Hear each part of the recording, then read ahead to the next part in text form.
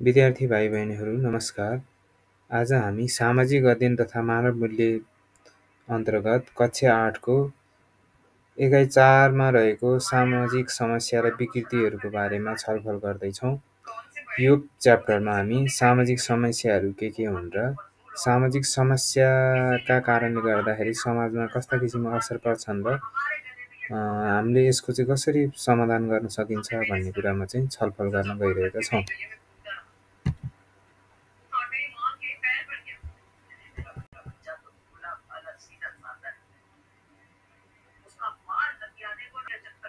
समाजमा यस्ता धेरै किसिमका समस्याहरू हुन्छन् जसले गर्दाखेरि चाहिँ समाजमा झैझगडा भइरहने, मानिसहरूलाई विभिन्न मानसिक समस्याहरू देखा पर्ने, हत्या हिंसा भइरहने, आत्महत्या जस्ता जघन्य अपराधहरू बढ्ने, हैन, विभिन्न चाहिँ दुर्घटनाहरू घट्ने हुन्छन् जसले गर्दाखेरि यस्ता समस्याहरू हामीले पहिचान गरेर समाधान गर्न सहयोग गर्नुपर्छ।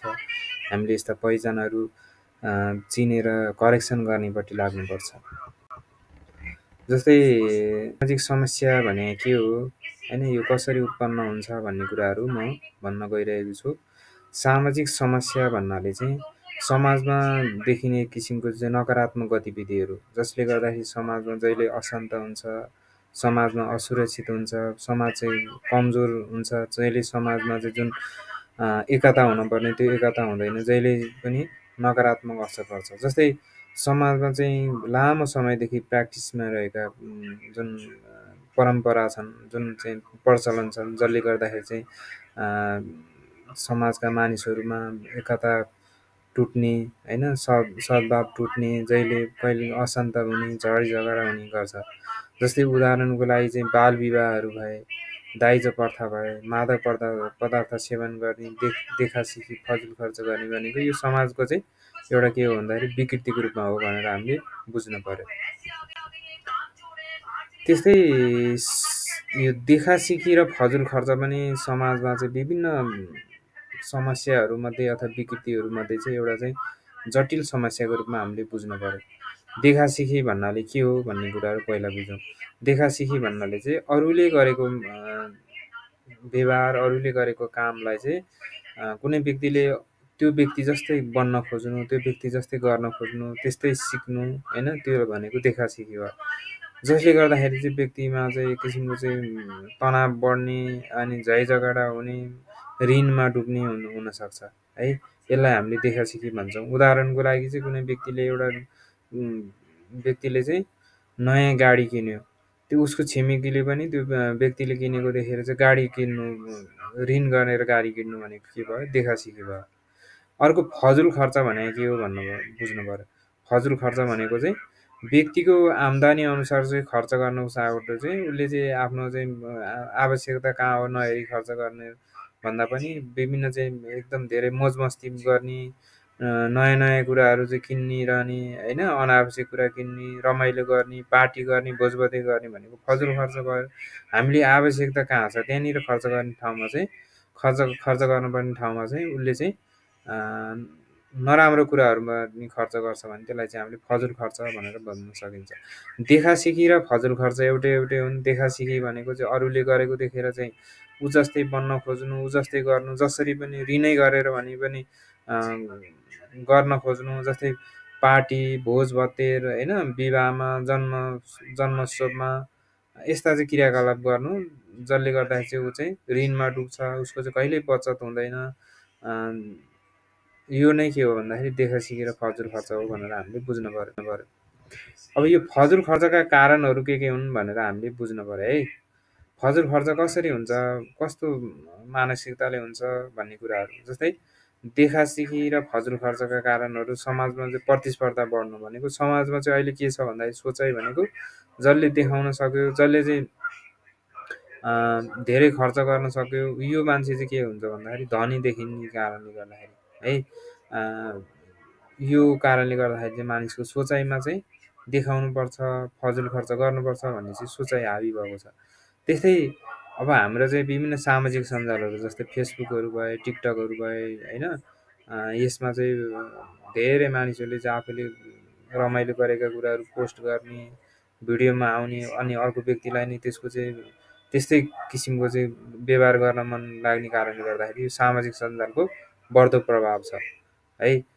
अर्को भनेको भौतिकवादी सोचको विकास भनेको चाहिँ यो चाहिँ मानिसहरू चाहिँ बढी चाहिँ के छन् भन्दाखेरि अहिले चाहिँ बढी चाहिँ अलिकति लग्जरियस जीवन बाँच्नुपर्छ, आफ्नो चाहिँ क्षमता के छ भन्नु हाड घाँटी र हाड निल्नु भन्छन् नि, त्यो नगरिकन चाहिँ जसरी पनि त्यो गर्नै पर्छ, जसरी किन्नै पर्छ, ऋणै भए पनि किन्नै पर्छ भन्ने सोचको चाहिँ हावी भएको छ है। त्यो कारणले गर्दाखेरि चाहिँ मानिसहरूले बढी खर्च र देखासिखी गर्न खोज्छन्। अर्को चाहिँ भनेको अभिभावक र को दबाब र लापरवाहीको कारणले गर्दाखेरि है। जस्तै अभिभावकको कस्तो किसिमको हुन्छ भन्दाखेरि आफ्नो चाहिँ सर्टेन आम्दानी हेरेर इन्कम हेरेर चाहिँ खर्च गर्नुपर्ने हुन्छ होइन। त्यो नभइकन चाहिँ अब आफ्नो छोराछोरीलाई चाहिँ महँगो महँगो कलेजमा पढाउन खोज्नु अथवा अरूको जस्तै बनाउन खोज्नु होइन। आफ्नो छोराछोरीको चाहिँ क्षमता के छ त्योभन्दा पनि बेग्लै चाहिँ उनीहरूले चाहिँ अपेक्षा गर्नु भनेको के हो भन्दाखेरि यो आमा बुवाको दबाब हो, जसले गर्दाखेरि चाहिँ समाजमा चाहिँ यस्ता किसिमका गतिविधिहरू हुन सक्छन्। अर्को आर्थिक स्थिति बलियो देखाउनुको एउटा कारण भनेको चाहिँ जस्तै कुनै व्यक्तिलाई चाहिँ समाजमा एउटै सम्बन्ध बस्छ, उसले चाहिँ म बलियो छु, म चाहिँ धनी छु भनेर देखाउन खोज्ने कारणले गर्दाखेरि चाहिँ यो चाहिँ फजुल खर्च र देखासिखी गर्ने कारणहरू बढेको छ। अब यो देखासिखी र फजुल खर्चका कारणले के हुन्छ, यसका चाहिँ प्रभावहरू, यसका इम्प्याक्टहरू के हुन्छन्, समाजमा कस्तो किसिमको चाहिँ प्रभाव रहन्छ भन्ने कुराहरू हामीले बुझ्नु पर्यो। एउटा चाहिँ पहिलो प्रभाव भनेको आर्थिक सङ्कट हुन्छ। व्यक्तिमा चाहिँ जहिले ऋण हुन्छ, कहिले पनि उसलाई चाहिँ पैसाले पुग्दैन, जति भए पनि पुग्दैन होइन। उसलाई चाहिँ देखाउनु परेको छ, उसँग भएको चाहिँ जे छ उसले त्यसमा चाहिँ ऊ चाहिँ सन्तुष्ट हुँदैन कि उसलाई चाहिँ नयाँ नयाँ कुराहरू गरिरहनुपर्छ, देखाइरहनुपर्छ, जसले गर्दाखेरि चाहिँ ऊ चाहिँ जहिले आर्थिक सङ्कटमा भइरहन्छ। अर्को भनेको चाहिँ यस्ता व्यक्तिहरूको चाहिँ परिवारमा जहिले तनाव भइरहन्छ, झगडा भइरहन्छ होइन। अनि कहिल्यै मिलनसारिता एकता भन्ने कुराहरू हुँदैन, झगडा भइरहन्छ पैसाको नाममा, पैसाको लागि है। अर्को भनेको चाहिँ यो यस्ता व्यक्तिहरूको चाहिँ बचत कहिल्यै हुँदैन है। किन बचत हुँदैन भन्दाखेरि यस्ता व्यक्तिहरू चाहिँ बढी चाहिँ मोज मस्ती गर्नुपर्छ, देखाउनुपर्छ, उसले चाहिँ त्यस्ता कुरामा खर्च गर्छ, त्यही भएर चाहिँ उसलाई चाहिँ पैसाको धन सम्पत्तिको अभाव भइरहन्छ। अर्को चाहिँ भनेको गलत सोचको चाहिँ विकास हुन्छ। समाजमा चाहिँ देखाउनै पर्छ होइन, समाजमा परिवारमा चाहिँ देखाउनै पर्छ, नयाँ कुराहरू किन्नै पर्छ भन्ने कुराहरू चाहिँ एउटा विकास हुन्छ र जहिल्यै तनावको अवस्थामा हुन्छ। यो भनेको गलत सोचको विकास हो। अनि समाजमा चाहिँ असमानता अथवा वर्ग विभाजन भइरहन्छ धनी र गरिबको बिचमा चाहिँ। फलानुले चाहिँ गाडी चढ्यो, फलानुले चाहिँ नयाँ घर किन्यो होइन, मैले पनि किन्न सकिनँ भन्ने चाहिँ समाजमा मानिसहरूको बिचमा सोच हाबी हुन्छ र जसले गर्दाखेरि समाजमा चाहिँ असमानता हुन्छ।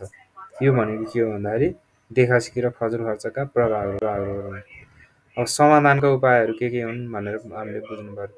यस्ता चाहिँ फजुल खर्च गर्ने होइन, अनि त्यसपछि देखासिखी गर्नबाट बच्नलाई अथवा यसलाई समाधान गर्न हामीले के गर्नुपर्छ भन्ने कुराहरू हामीले बुझ्नु पर्यो। जस्तै हामीले चाहिँ समाधान गर्नको लागि चाहिँ सचेतना कार्यक्रमहरू सञ्चालन गर्नु पर्यो है, अवेरनेस कार्यक्रमहरू। अनि हामीले चाहिँ खर्च गर्ने बेलामा चाहिँ हाम्रो पहिलो आवश्यकता के हो, हामीले पहिला कहाँ खर्च गर्नुपर्छ, हामीले आएको चाहिँ हाम्रो इन्कमबाट चाहिँ पहिला त्यहाँ खर्च गरिसकेपछि मात्रै अरू चाहिँ रहरका कुराहरू किन्ने बानीको विकास गर्नुपर्छ। त्यस्तै समाजमा चाहिँ यस्ता चाहिँ यो फजुल खर्चको विरुद्धमा चाहिँ शिक्षाहरू प्रदान गर्ने होइन, अलिकता समाजलाई अलिक चेतनशील बनाउनुपट्टि लाग्नुपर्छ। अर्को भनेको व्यक्तिमा चाहिँ आफू स्वयं अनुशासित हुनु पर्यो। मैले चाहिँ यहाँबाट आएको खर्च पहिलो म प्राथमिकता भनेको मेरो चाहिँ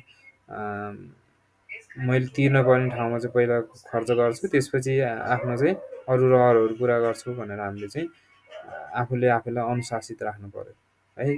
जस्तै पुरानो कुनै कुरा छ त्यसले काम दिइरहेछ भने हामी चाहिँ नयाँ पनि किन्नेपट्टि लाग्ने होइन कि त्यसैलाई चाहिँ युटिलाइज गर्नु पर्यो। आवश्यकता छ भने मात्रै किन्ने बाहेकको बानी विकास गर्नुपर्छ। अर्को भनेको व्यक्ति चाहिँले चाहिँ के गर्नुपर्छ भन्दाखेरि स्वयं आफूलाई मूल्याङ्कन गर्ने अभ्यास गर्नुपर्छ। जस्तै मैले कहाँ खर्च गरिरहेको छु, मैले खर्च गर्न हुन्थ्यो कि थिएन होइन, मेरो हैसियत हो कि होइन भन्ने कुराहरू चाहिँ हामीले के गर्नु पर्यो, विचार गर्नुपर्छ। त्यस्तै समाजको अर्को जटिल समस्याको रूपमा रहेको भनेको दाइजो प्रथा पनि जटिल समस्याको रूपमा रहेको एउटा कुप्रथा, एउटा समस्याको रूपमा रहेको छ। यसले चाहिँ जुन महिलाहरू छन् उनीहरूलाई चाहिँ धेरै चाहिँ तनावमा, धेरै चाहिँ हिंसा हिंसा भोग्नुपर्ने, धेरै चाहिँ यातना भोग्नुपर्ने अवस्था हुन्छ। अब दाइजो भने तपाईँहरूलाई थाहा छ होला, विवाह गर्ने बेलामा चाहिँ दुलहीको घरबाट चाहिँ दुलालाई चाहिँ दिइने विभिन्न चाहिँ गरगहना भयो, सरसामान भयो, नगदहरू भए, धन सम्पत्ति भयो, यसलाई हामीले दाइजोको रूपमा हामीले बुझ्छौँ। यो कसरी कायम रह्यो भन्दाखेरि सदियौँदेखि चाहिँ प्र्याक्टिसमा रह्यो, अभ्यास गरियो होइन। जुन छोरीको विवाह गर्ने उसको बुवा आमाले चाहिँ आफ्नो छोरीसँगै चाहिँ गाडी दिने, विभिन्न चाहिँ धन सम्पत्तिहरू दिने, जसले गर्दाखेरि चाहिँ यो प्रचलन रहेर एउटा प्रतिस्पर्धाको रूपमा रहेर यो लामो समयसम्म चाहिँ समाजमा चाहिँ अहिले पनि छ। विशेष गरी हाम्रो चाहिँ नेपालमा हेर्ने तराई क्षेत्रमा यस्ता सोचाइ यो प्रचलन अझै पनि समाजमा छ, जसले गर्दाखेरि महिलाहरू चाहिँ धेरै दमनमा परेको, हिंसामा परेको, उनीहरू चाहिँ उत्पीडनमा परेको अवस्था छ। अब दाइजो प्रथाका कारणहरू के हुन्छन् भन्ने कुराहरू हामीले बुझ्नु पर्यो। दाइजो प्रथाको बारेमा हामीले सुनिरहेछौँ, न्युजहरू आइरहेको हुन्छ होइन। महिलाहरूलाई चाहिँ दाइजो नपाएको कारणले गर्दाखेरि चाहिँ जलाइयो, कुटपिट गरियो, हत्या गरियो भनेर सुनेका छौँ। तर यसको चाहिँ मुख्य कारण के हो भनेर हामीले के गर्नु पर्यो, बुझ्नु पर्यो। जस्तै दाइजो प्रथाको मुख्य कारण भनेको समाजमा चाहिँ एउटा परम्पराको रूपमा चाहिँ बस्यो, दिनै पर्छ, यो चाहिँ नदिए हुँदैन भनेर समाजले चाहिँ त्यस्तो किसिमको बाध्यता बनाइदिन्छ क्या है। हामी समाजमा बस्नुपर्छ, त्यो समाजमा बस्दाखेरि चाहिँ दिनै पर्छ भन्ने कुराहरू चाहिँ बाध्यता बनाउँछ र व्यक्तिलाई चाहिँ एउटा धेरै चाहिँ एउटा चाहिँ टेन्सनको विषय हुन्छ। अर्को भनेको लिङ्ग विभेद छ है। छोरा हुने मान्छे चाहिँ एउटा के हो, सुपेरियर ठान्छ। छोरी हुने मान्छे चाहिँ के भन्छ भन्दाखेरि एउटा चाहिँ बोझको रूपमा लिने कारणले गर्दाखेरि यो चाहिँ दाइजो प्रथा कायमै रहनु एउटा कारण हो। अर्को चाहिँ आर्थिक स्थिति देखाउने प्रतिस्पर्धा। जस्तै कुनै एउटा दुलाले चाहिँ अर्को उसले चाहिँ विवाह गरेर ल्यायो होइन, अनि उसलाई चाहिँ छिमेकीलाई देखाउनु पर्ने छ, गाडी देखाउनु पर्ने छ, घर देखाउनु पर्ने छ, अथवा कुनै विभिन्न चाहिँ यस्ता चाहिँ लग्जरियस सामानहरू देखाउनु पर्ने छ, जसले गर्दाखेरि चाहिँ उसले चाहिँ के छ, यस्ता चाहिँ यो कुप्रथाहरू चाहिँ कायम रहेको छ, विकृतिहरू कायम रहेको छ भनेर हामीले बुझ्नु पर्यो। अर्को चाहिँ समाजमा चाहिँ अशिक्षा चेतनाको अभाव छ। जस्तै जो छोरी दिने व्यक्ति छ अथवा छोरीको बिहे गर्ने व्यक्ति छ, ऊ चाहिँ के छ, चेतनाको अभाव छ होइन। उसलाई चाहिँ दिनै पर्ने छ, आफ्नो छोरीको फ्युचर हेर्नुपर्ने छ, उसले आफ्नो छोरीको चाहिँ भविष्य सिक्योर गराउनु पर्ने छ। त्यो कारणले गर्दाखेरि चाहिँ उसले चाहिँ दिन खोज्छ। यो भनेको के हो भन्दाखेरि समाजमा अशिक्षा र चेतनाको अभावको कारणले गर्दाखेरि यस्तो चाहिँ यो विकृति चाहिँ कायम रहेको हो भनेर हामीले बुझ्नु पर्यो। अर्को भनेको दुलालाई के हुन्छ भन्दाखेरि दुलहीपट्टिको चाहिँ उच्च अपेक्षा हुन्छ, मोटरसाइकल दिन्छ, गाडी दिन्छ होइन, धन सम्पत्ति दिन्छ भन्ने कुराहरू, जसले गर्दाखेरि चाहिँ यस्ता कुप्रथाहरू अथवा यो विकृतिहरू चाहिँ समाजमा चाहिँ अहिलेसम्म कायम रहेको हो भनेर हामीले बुझ्नु पर्यो। अर्को भनेको मानसिक अवस्था।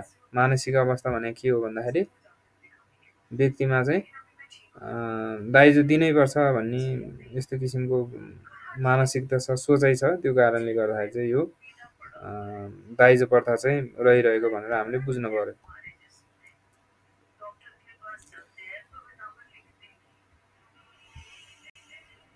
त्यसै गरी अब यो दाइजो प्रथा छ, यो दाइजो प्रथाको कारणले गर्दाखेरि चाहिँ समाजमा कस्तो किसिमको असर परिरहेको छ, यसका प्रभावहरू के हुन् भनेर हामीले बुझ्नु पर्यो। पहिलो प्रभाव भनेको चाहिँ हाम्रो चाहिँ महिलाहरूमाथि चाहिँ एकदम धेरै चाहिँ अहिले मैले भनिसकेँ उत्पीडनमा छन् उनीहरूले चाहिँ विभिन्न यातना भोग्नु परेको छ, मानसिक रूपमा, शारीरिक रूपमा यातनाहरू भोग्नु परेको छ होइन। उनीहरूलाई चाहिँ हत्या गरिएको छ, उनीहरूलाई कुटपिट गरिएको छ, उनीहरूलाई चाहिँ आत्महत्या गर्न चाहिँ बाध्य बनाइएको छ। यो भनेको के हो भन्दाखेरि दाइजो प्रथाको चाहिँ यो प्रभावहरू भयो। त्यस्तै अर्को भनेको समाजमा चाहिँ असमानता र लिङ्ग विभेद बढ्ने भनेको चाहिँ कस्तो सोचाइ भयो भन्दाखेरि समाजमा महिला अथवा छोरी मान्छे चाहिँ जन्मिनै नहुने, यो भनेको चाहिँ पाप हो होइन भने जस्तो त्यस्तो सोचाइ चाहिँ बढ्दै गएको अवस्था छ है। अनि अब महिलालाई चाहिँ यस्ता किसिमका चाहिँ उत्पीडनमा पारिएको अवस्था छ। अर्को चाहिँ आर्थिक भार बढ्ने भयो। आर्थिक भार कसरी बढ्ने भयो? छोरी छोरी जन्मिन्छ, छोरीलाई चाहिँ जसरी नि दाइजो दिएर बिहे गर्न पर्ने, जसले गर्दाखेरि चाहिँ ऋण काट्नु पर्यो, ऋण खोज्नु पर्यो। हुनेले त बिहे गर्ला होइन, खर्च गरेर, नहुनेले के गर्नु पर्यो? ऋणै खोजेर नि बिहे गर्नु पर्यो, जसले गर्दाखेरि चाहिँ धेरै चाहिँ आर्थिक भार अथवा ऋण चाहिँ हुन्छ। अर्को चाहिँ हत्याजन्य कुराहरू, हत्या, हिंसा हिंसा हत्या होइन, आत्महत्याका घटनाहरू चाहिँ बढ्दो क्रममा हुन्छ। यो भनेको दाइजोको चाहिँ अर्को अर्को चाहिँ असर भयो। अब एउटा एउटा महिलालाई के गरिन्छ? आत्महत्या गर्न चाहिँ बाध्य बनाइन्छ। एउटा महिलालाई के गरिन्छ? दिउँसै जलाएर मारिन्छ होइन, घरमै जलाएर मारिन्छ। यो दाइजो नभएको कारणले गर्दा। यो भनेको के हो भन्दाखेरि समाजमा चाहिँ यस्ता हिंसाजन्य कुराहरू बढ्छन् भनेर भन्न खोजेको। अर्को भनेको छोरीप्रति चाहिँ नकारात्मक सोचको चाहिँ विकास हुन्छ क्या है। अब छोरी पाए कि अब धेरै खर्च हुन्छ भनेर मानिसहरूले चाहिँ, त्यहाँका जुन समाजका मानिसहरू छन् उनीहरूले चाहिँ छोरीलाई जन्माउँदै नजन्मिनु, बरु गर्भमै उनीहरूले के गर्ने? मार्ने होइन, हत्या गर्ने गर्छन् है। यो कारणले गर्दाखेरि चाहिँ के हुन्छ? छोरीप्रतिको नकारात्मक सोचको विकास हुन्छ है। यो भनेको दाइजो प्रथाका प्रभावहरू हुन्, असरहरू हुन् भनेर हामीले बुझ्नु पर्यो। अब यसलाई चाहिँ समाधानको उपायहरू भनेको चाहिँ यिनै हुन्। समाधानको उपाय भने हामीले के बुझ्नु पर्यो भन्दाखेरि त्यो जनचेतनाको चाहिँ हामीले चाहिँ बढीभन्दा बढी चाहिँ प्रचार प्रसार गर्ने, अभिवृद्धि गर्नु पर्यो। मानिसहरूलाई चाहिँ जब चेतनशील हुन्छन् उनीहरू चाहिँ के गर्छन्? विरोध गर्न सक्छन्। उनीहरू चाहिँ यस्ता चाहिँ कुप्रथाहरू चाहिँ हटाउन सक्छन्। अर्को भनेको कानुनलाई चाहिँ कडाइको साथ चाहिँ पालना गराउनु पर्यो होइन। जसले चाहिँ गल्ती गर्छ, जसले चाहिँ दाइजो माग्छ, त्यसलाई चाहिँ तुरुन्त चाहिँ कानुनी प्रक्रियामा लैजानु पर्यो है। अर्को चाहिँ सोचाइमा चाहिँ परिवर्तन गर्नु पर्यो। छोरा र छोरी एकै हुन् भन्ने चाहिँ हामीले चाहिँ भावनाको विकास गर्नु पर्यो। छोरीले पनि गर्न सक्छन् होइन भन्ने कुराहरू। अनि महिला र पुरुष चाहिँ, महिलाले गर्न नसक्ने काम त केही छैन नि त अहिले। यस्तो सोचाइहरू चाहिँ हामीले चाहिँ परिवर्तन गर्नु पर्यो। छोरीहरूलाई पनि के गर्नु पर्यो? आत्मनिर्भर बनाउन सक्नु पर्यो। शिक्षा दीक्षा दिएर सशक्तिकरण गरेर उनीहरूलाई अलिकति इम्पावर गरेर चाहिँ राम्रो ठाउँमा पुर्याउन सक्नु पर्यो। जसले गर्दाखेरि चाहिँ उनीहरूलाई चाहिँ यस्ता चाहिँ प्रथा मान्ने, यस्ता विकृतिहरू मान्ने, यस्ता समस्या समाधान गर्नको लागि सहयोग पुग्छ है। अर्को चाहिँ छोरा जसले बिहे गर्दैछ उसले चाहिँ दाइजो दिन्छु भन्यो भने पनि के गर्नु पर्यो? अस्वीकार गर्नु पर्यो है। जसले गर्दाखेरि चाहिँ यस्ता चाहिँ दाइजोको कुप्रथा अथवा समस्या विकृतिहरू चाहिँ हट्दै जान्छ। त्यस्तै अर्को हामीले यो सामाजिक समस्याहरू अथवा विकृतिहरूको बारेमा हामीले छलफल गर्दै गर्दाखेरि बौद्धिक पलायन पनि एक प्रकारको समाजको गम्भीर समस्याको रूपमा हामीले लिन सकिन्छ। अहिले चाहिँ नेपाली समाजमा हामीले हेर्ने भने चाहिँ बौद्धिक पलायन चाहिँ तीव्र रूपमा बढेको अवस्था छ। युवाहरू चाहिँ विदेशमा गएर उतै हराएको अवस्था छ। यो भनेको एउटा चाहिँ समाजको चाहिँ विकराल समस्याको रूपमा हामीले चाहिँ बुझ्न सकिन्छ। अब हामीले बौद्धिक पलायन के हो भन्ने कुराहरू बुझौँ है। बौद्धिक पलायन भनेको चाहिँ क्षमता भएका, दक्षता भएका, योग्य मानिसहरू चाहिँ के गर्छन्? विदेशमा गएर चाहिँ बस्छन्। उनीहरू चाहिँ विदेशमै गएर चाहिँ उतै हराउँछन्, आफ्नो चाहिँ स्वदेशमा फर्किँदैनन् भने त्यो के हो भन्दाखेरि बौद्धिक पलायन हो। जस्तै यो चाहिँ कसरी हुन्छ भन्दाखेरि विकसशील राष्ट्रहरू छन्, जस्तै नेपालहरू भए, अन्य मुलुकहरूबाट चाहिँ विकसित राष्ट्रतिर चाहिँ जान्छन् रोजगारीको लागि, शिक्षाको लागि र उतै हराउँछन्। यो बौद्धिक पलायन भयो। बौद्धिक पलायनका कारणहरू के हुन् भनेर हामीले बुझौँ है। बौद्धिक पलायन कसरी हुन्छ, के कारणले भइरहेछ भन्ने कुरा। अब देशमा रोजगारी नभएको कारणले गर्दाखेरि मानिसहरू उतै जान्छन्, एउटा चाहिँ त्यो कारण भयो। त्यस्तै अर्को भनेको योग्यता अनुसारको चाहिँ मानिसहरूले चाहिँ अवसर नपाउने कारणले गर्दाखेरि चाहिँ अवसरको खोजीमा चाहिँ जाने गर्छन् है। अर्को राजनीतिक अस्थिरता भने तपाईँहरूले बुझ्नुहुन्छ। पोलिटिकल स्टेबल भएन भने, सरकार स्टेबल भएन भने होइन, उनीहरूलाई चाहिँ त्यो दिक्क लाग्छ र के गर्छन्? उताको जुन देशमा गयो उतै बस्न खोज्छन्। अर्को चाहिँ हाम्रो चाहिँ नेपाल अथवा जुन विकासशील राष्ट्रहरू छन् त्योको शिक्षा भनेको अनुसन्धान अन्तर्गतको भएन अथवा अनुसन्धानमूलक हुनुपर्ने रोजगारमूलक हुनुपर्ने त्यस्तो शिक्षाहरू छैनन्। त्यो कारणले गर्दाखेरि चाहिँ उनीहरू चाहिँ विदेशमै बस्न खोज्छन् है। अर्को भनेको आर्थिक प्रलोभनका कारणले गर्दाखेरि अब स्वदेशमा बस्यो भने चाहिँ भने जस्तो तलब नपाउने, भने जस्तो पारिश्रमिक नपाउने, त्यो कारणले गर्दाखेरि चाहिँ मानिसहरू चाहिँ विदेशमै बस्ने गर्छन्।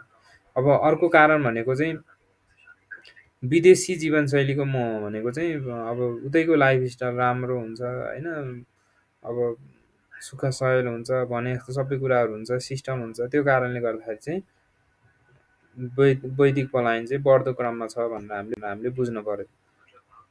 अर्को बौद्धिक पलायनका असरहरू के हुन्छन् भन्ने कुराहरू है। बौद्धिक पलायनको असर भनेको पहिलो यहाँनिर धेरै असरहरू हुन्छन्। हामीले चाहिँ मेन पोइन्टहरूलाई हामीले चाहिँ हाइलाइट गरेका छौँ। जस्तै देशमा चाहिँ दक्ष जनशक्तिको अभाव हुने, देशमा युवा शक्ति भनेको अथवा बौद्धिक मानिसहरू भनेको के हो, देशका चाहिँ गहना हुन्। उनीहरूले नै देशको बारेमा सोच्छन्, विकास गर्छन्, रोजगारी गर्छन्। यस्ता चाहिँ प्रतिभाहरू पलायन भयो भने के हुन्छ भन्दाखेरि देशमा चाहिँ दक्ष जनशक्तिको अभाव हुन्छ र देश विकास गर्नको लागि पछाडि पर्छ। त्यस्तै अर्को आर्थिक हानि, देशमा चाहिँ उनीहरू चाहिँ रोजगारी खोल्थे, उद्योग खोल्थे, रोजगारीको सिर्जना गर्थे। त्यो युवाहरू नहुँदाखेरि चाहिँ यस्ता कुराहरू चाहिँ के हुन्छन्, हराउँछ र आर्थिक क्षति बेहोर्नुपर्छ त्यसले। अर्को शिक्षा प्रणालीमा चाहिँ जुन युवाहरूले सुधार गर्न सक्थे होइन, त्यो कुराहरू चाहिँ हराउँछ। नयाँ नयाँ सोचाइहरू हुन्छ युवाहरूसँग। त्यो कारणले गर्दाखेरि चाहिँ शिक्षा प्रणाली पनि के हुन्छ, कमजोर हुन्छ। देशको विकासमा ढिलाइ भनेको तपाईँहरूले बुझ्नुहुन्छ। युवाहरू भनेको चाहिँ देशको चाहिँ शक्ति हुन्। उनीहरू नै विदेशमा गएर चाहिँ अरूको देशमा सेवा गरिरहेका हुन्छन्, आफ्नो पसिना बगाइरहेका हुन्छन् है। र आफ्नो देश चाहिँ विकासको गतिमा चाहिँ पछाडि परिरहेको हुन्छ। अहिले हाम्रो नेपालमा पनि तपाईँहरूलाई थाहा छ होला, हाम्रो चाहिँ वार्षिक 5 लाखभन्दा बढी युवाहरू चाहिँ शिक्षा लिनको लागि विदेश जान्छन् र उतै चाहिँ धेरै जसो उतै चाहिँ पलायन हुन्छन्, जसले गर्दाखेरि चाहिँ देशमा चाहिँ विकास गर्नको लागि पछाडि पर्छ है। त्यस्तै अर्को भनेको चाहिँ देशमा चाहिँ असन्तोष बढ्ने भनेको चाहिँ देशमा चाहिँ मानिसहरूको निराशा बढ्ने हुन्छ है। भने जस्तो हुँदैन भनेर चाहिँ उनीहरू पनि के गर्छन्, भएकाहरू पनि विदेश जान खोज्छन्। यो भनेको त्यही बौद्धिक पलायनको असर हुन्। बौद्धिक पलायनको असर भनेको देश विकास गर्नको चाहिँ पछाडि पर्छ भनेर हामीले बुझ्नु पर्यो। अब यसलाई समाधान गर्न के गर्नुपर्छ भन्ने कुराहरू है। यो बौद्धिक पलायनलाई हामीले चाहिँ रोक्नको लागि के गर्ने भन्दाखेरि बुझौँ। रोजगारीको अवसरहरू हामीले सिर्जना गर्नु पर्यो होइन। देशमा धेरैभन्दा धेरै उद्योगहरू खोल्नु पर्यो, उद्यमीहरूको विकास गर्नु पर्यो र रोजगारी यहीँ सिर्जना भइसके पछाडि मानिसहरू चाहिँ विदेशमा जाँदैनन् र यहीँ नेपालमै विकास गर्छन्। अर्को भनेको योग्यताहरूलाई जुन व्यक्तिहरूको योग्यता छ उनीहरूलाई चाहिँ योग्यता अनुसारको काम दिन पर्यो, सिप अनुसारको काम दिन पर्यो। उनीहरूको क्षमतालाई चाहिँ हामीले के गर्नु पर्यो, सम्मान गर्नुपर्छ, जसले गर्दाखेरि चाहिँ उनीहरूमा चाहिँ हौसला हुन्छ, जहिले मोटिभेट भइरहन्छन् र यहीँ नेपालमै बस्न अथवा आफ्नै देशमा बसिरहन्छन्। अर्को छ शिक्षा र अनुसन्धानमा लगानी भनेको चाहिँ शिक्षा क्षेत्रमा, अनुसन्धान क्षेत्रमा चाहिँ धेरैभन्दा धेरै हामीले चाहिँ लगानी बढाउनु पर्यो, जसले गर्दाखेरि चाहिँ देशका युवाहरू चाहिँ उच्च शिक्षाको लागि चाहिँ बाहिर जाने होइन, त्यो हुँदैनन् र राम्रो हुन्छ। अर्को चाहिँ सरकार भनेको स्थायी रहिरहनु पर्यो होइन। देशमा चाहिँ युवाहरूको लागि रोजगारीको लागि चाहिँ लगानीहरू वृद्धि गर्नु पर्यो र जसले गर्दाखेरि चाहिँ युवाहरू चाहिँ विदेशमा जानलाई खोज्दैनन् र यहीँ नेपालमै बस्छन् र देश विकास गर्छन् भनेर हामीले बुझ्नु पर्यो। अब यो च्याप्टरमा हामीले छलफल गर्नुपर्ने कुराहरू चाहिँ हुन्। हामीले चाहिँ के गर्यौँ भन्दाखेरि सामाजिक समस्या तथा विकृतिहरूको बारेमा हामीले चाहिँ परिचय के हो, त्यसका चाहिँ के सामाजिक समस्याहरू विकृतिहरू हुन्, दाइजो प्रथा भनेको के हो, दाइजो प्रथाका कारणहरू होइन, बौद्धिक पलायनका कारण, असर र समाधानको उपायहरू, त्यस्तै देखासिकी र फजुल खर्च के हुन् र यसका चाहिँ असर र कारण र रोकथामका उपायहरू के हुन् भनेर हामीले चाहिँ के गर्यौँ, छलफल गऱ्यौँ, डिस्कसन गऱ्यौँ। मलाई लाग्छ तपाईँहरूले राम्रोसँग बुझ्नुभयो होला भन्ने लाग्छ। यो भिडियो हेरिदिनु भएकोमा सबैजनालाई धेरै धेरै धन्यवाद।